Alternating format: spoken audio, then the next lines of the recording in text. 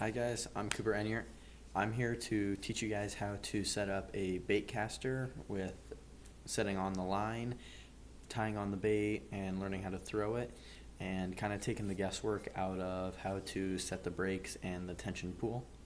So the first thing you're going to do is you've got to get your bait caster. So a bait caster looks a little bit like this. So it's different than a normal one. So let me move my camera. So it's got the spool right here, and this is where the line goes. And then you have your thumb piece right down here, which releases the spool to let out the line. Okay, so it's different than a normal one because when you click the button, it free spools. So it can backlash, and that's when the spool is spinning faster than the line is coming out of your rod. So one of the first things you need to do, and one of the first things I'll do in the wintertime, it's getting nicer, it's February, March will be coming up and you can go fishing early March, is you'll have to reline your pole. So to reline your pole, it's tedious and a tad bit annoying. So you're going to want to take your rod and you're just going to have to basically pull all the line out. So what we're going to do is we're going to start by taking off my Ned rig. So just cut the line. All right, and then you're just going to click on your button down here to release it. And then I usually pull my line through the eyelets, so then I'm just pulling it out of the actual reel itself right through here. So you're just going to want to just keep pulling it, and usually just wrap it up on your hand, or some people I've seen just wrap it up on like a Coke bottle to make it like not so tight on your hand. Either way works. It doesn't really matter. It's just personal preference. So this is the longest part of it, but while I'm doing this, I'm going to walk you guys through what I'm going to do next, and just give you guys some pointers on what you can use in the future to help your fishing game and have you be better prepared with your gear. So the first thing is with a bait caster is it's got the free spinning spool when you click on the button, and then it's got a tension spool, and then it's got either magnetic or it's got air brakes. So what the brake does is the higher you have the brake set is the slower the spool will spin when you are casting your bait or casting your lure. The tension spool is really important as well because when you release the button, it has to be at a certain level that allows your line just to slowly fall down. So if you have your reel cranked up all the way and your lure is at the top of your fishing pole and you have a super tight tension spool, then you're going to click your button and it's not going to fall down at all, which is not good because then if your brakes are then set too low, then your spool is going to spin really fast and it's going to knot up, and basically that's what your spool is going to look like, just a big old bird's nest. And then you just have to cut your line off, and then you waste about $20 worth of braid.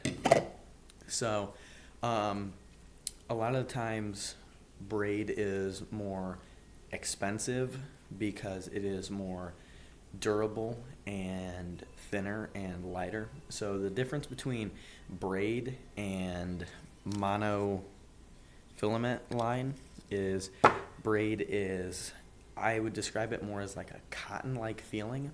So it is twisted up line, it braided, and monofilament is just plastic that has been pulled through like a 3D print like nozzle. So it's just with braid it's better with like abrasion, and it's really hard to like snap, but it also can like crinkle and kind of get set in its way. So it's kind of it's kind of hit or miss. It just is personal preference again. So now that we have our line all cleared out, you're going to see your reel, and you're going to see how there is a bunch of holes. So with braid being so expensive, I like to take a backer of monofilament line because this stuff is cheap, and you have to have a full spool when it comes to a bait caster because it just allows it to cast better. Okay, so what you're gonna do is you're gonna take your fishing line. I don't think you can see it, it's clear. Okay, and you're gonna run it through a little eyelet that's on the top of your bait caster. Then it's gonna come down into your reel. And what I like to do is I shove it through one of the holes,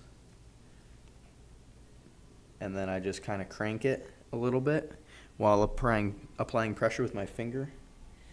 And then I'm just going to reel it to where, and then I'm going to let go. Okay, and then the tag line will come up, so the tag line is the end. You're just going to tie real simple, just, overhand knot. Nothing special. Doesn't have to be a polymer knot or a spindle knot. Just enough to where it holds it on. That way it just doesn't get loose. And then, if you really want, you can go in and you can, nip off the end. It doesn't really matter. Okay, so now that you have that, you're going to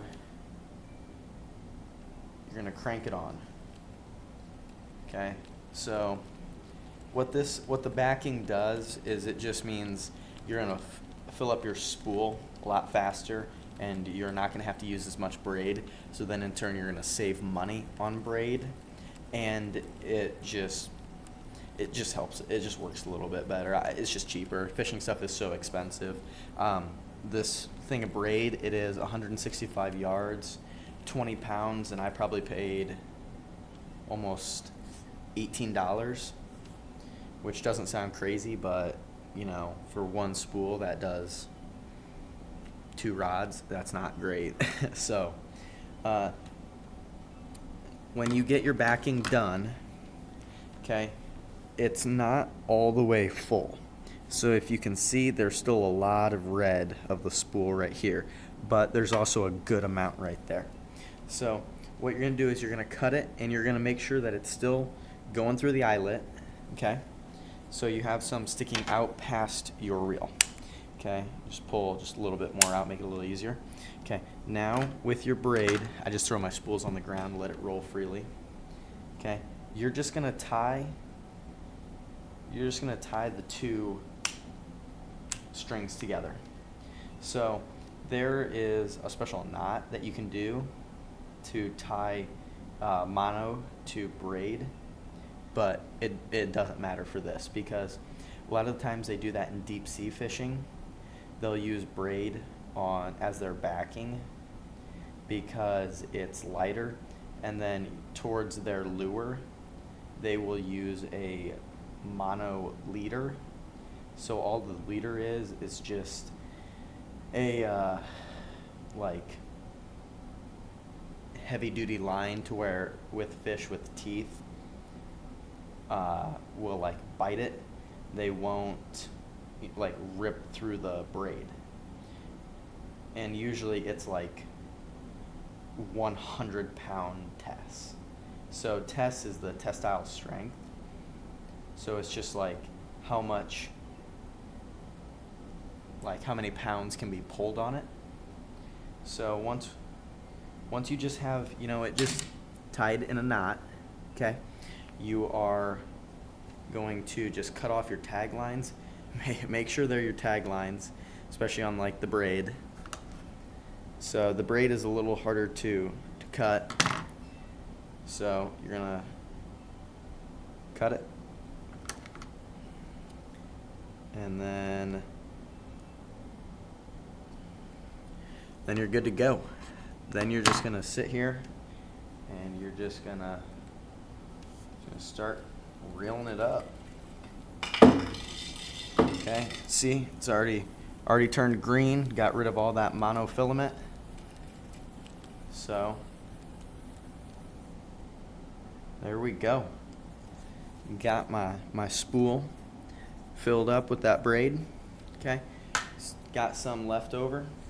Okay, so this is the part that you think is the easiest, but is also the easiest to mess up on. It's fishing it through the eyelets. So the eyelets are the little like circle holes that run through your fishing line, or through your fishing pole, my bad. And it's what you run your fishing line through. So a lot of the times you want to make sure you get it just perfect, and you don't want to get like a twist or anything, because I can't tell you how many times, I've gone through this whole freaking setup and you're all done, this video is already at 11 minutes.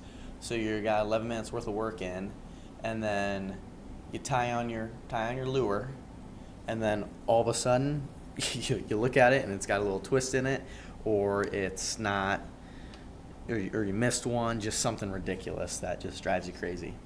So, all right, now that we've got that done, you're gonna take your line and you're gonna double it. Okay, so this is the tying on the lure. This is like the worst, most indecisive part, because you've got a huge old box over here. So I'm just gonna go with Old Trusty. So this is a Berkeley Whopper Plopper. It's got a propeller over here, so when you drag it in the water, it spins and it bubbles. So this is also another key difference of mono and of braid is, let's clean that up, is with braid you have to tie a polymer knot, and with mono you have to tie a swivel knot. So polymer knot is way easier to do. A polymer knot, you're going to double your line and you're going to pass it through the little eyelet. Okay, you're going to take it, okay, you're going to pull it pretty far through. You want to have a lot of extra line to work with. See, there's a lot of line that I'm dealing with. Okay, then you're just going to do a shoelace knot, like just cross it, twist it underneath. Okay, and then this is the big thing, when you pull it tight, okay, you want to make sure that the end that has the loop is bigger than the lure itself, because then you're going to take that loop that you just created and you're going to pass your lure through it. Make sure it gets past the hooks. Okay, now you're going to grab your line that is your tag end and the line connected to your rod. Okay, you're going to take that, wet down your knot, because the friction causes the braid to get really hot. Cool it down, and you're going to pull it tight. Okay, and that's a polymer knot. So the difference between a polymer knot and a swivel knot is, with braid, there's no stretch to braid. So when you throw it, if you have any type of slack in your line, it's just gonna rip it, and it's just gonna break, because it just has no allowance for stretch. So we're done with this. Got the line all put up. So now you can just take it and you can put it up about 6 inches of line in front of your eyelet. Okay, and then this is the hard part. So this is the brake. The brake is on the side. It'll say a spot that has max, and then it'll have another dot. Okay, and then you just control it and you can hear it click. Okay, so right now I have it set 50. I'd say that's good to learn. And then with the tension spool is this red one. It's on the side. It's on the same side of the reel. It's just a little bit lower than the reel. Okay, with this you want to make sure that when you have your lure, you're going to click your button, and you're going to want your bait to just just fall, but not like instantly and not just like real slow. You want to like find a happy medium. And if you're newer, you can tighten it up and you can slow it down to where it comes down like slower. And then you're gonna also tighten your brakes. So you're just gonna turn it down, and then you're gonna turn it forward to tighten it. Okay? And then when you come, it's gonna go down. Sometimes you just need to adjust. There it goes. Okay? So that's about perfect. Okay? And then, so when you are casting, what I like to do is I press the button, click it. Okay? So now the spool is able just to flow, and you're gonna keep it about 6 inches of line, okay? And you're gonna take it back, and you're gonna hold it back here, and you're gonna come forward, and when you're about parallel, you're gonna release the spool.